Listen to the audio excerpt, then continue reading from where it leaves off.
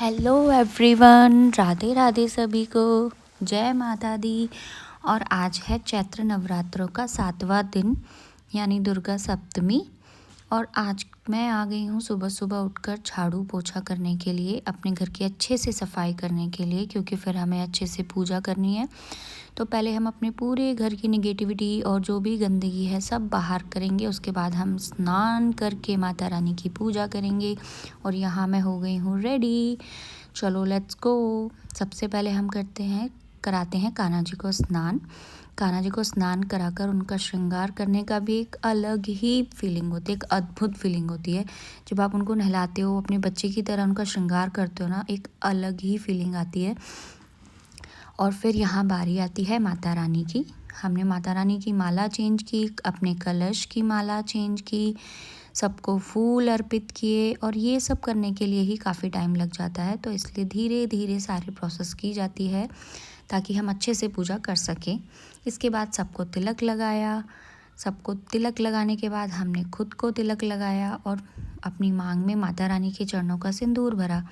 ये मेरी नानी ने सिखाया है कि आप जब भी पूजा करो तो भगवान के चरणों का सिंदूर अपनी मांग में लगाओ और उनसे बोलो कि हे माँ अमर सुहाग देना, जो कि चीज़ मुझे बहुत अच्छी लगी और ये मैं हमेशा से फॉलो करती हूँ।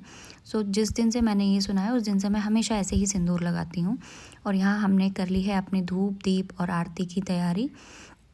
दिया तैयार करने के बाद यहाँ पे हमने आरती की। सबसे पहले हमने गणपति बाप्पा को याद किया।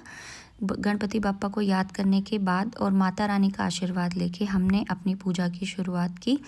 अब हम बारी आती है हमारे हवन और अंगारी करने की। हमने यहाँ अपने हवन की तैयारी कर ली है, जिसमें हमने माता के नाम की आहुति और जो भी पूजा जिस विधि से हमारे यहाँ होती है हमने पूरे विधि विधान से पूजा की। और माता की आरती और अंगारी करने के बाद हमारे यहाँ आरती की जाती है। सो हमने अब माँ गौरी की आरती करी, जो कि नवरात्रों की एक स्पेशल आरती होती है। और हम चल पड़े मंदिर। आज हम जा रहे हैं काली माँ के मंदिर। हमारे यहाँ दुर्गा सप्तमी पर काली माँ की पूजा की जाती है। उनका पूरा श्रृंगार सच्चे मन से किया जाता है। बोलते हैं काली माँ की पूजा करने से सारी समस्याएं, सारे विघ्न दूर होते हैं। और एक सुहागन स्त्री को पूरे सुहाग के सारे सामान के साथ उनका श्रृंगार करना चाहिए।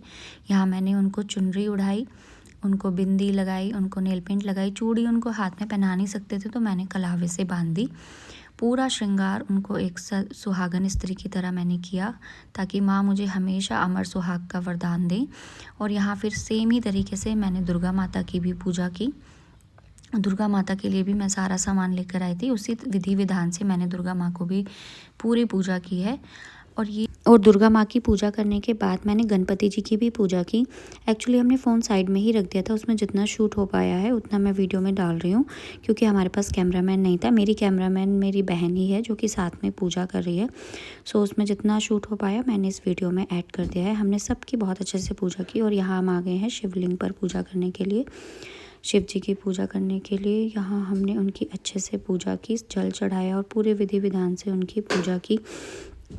मंदिर में अच्छे से पूजा और सब कुछ करने के बाद हम लोग आ गए हैं अपने घर आकर हमने फिर से अपने बाबा का नाम लिया, अपने भगवान को याद किया और उनसे सुख समृद्धि और स्वास्थ्य मांगा। आज के टाइम पे सब स्वस्थ रहें, अपने घर में निरोगी काया रहे, सबको यही बहुत बड़ी बात होती है। आई होप आपको वीडियो अच्छी लगी होगी। किसी ना किसी को एक अच्छा मैसेज मिला होगा कि हम कैसे नवरात्रों में माँ की पूजा कर सकते हैं।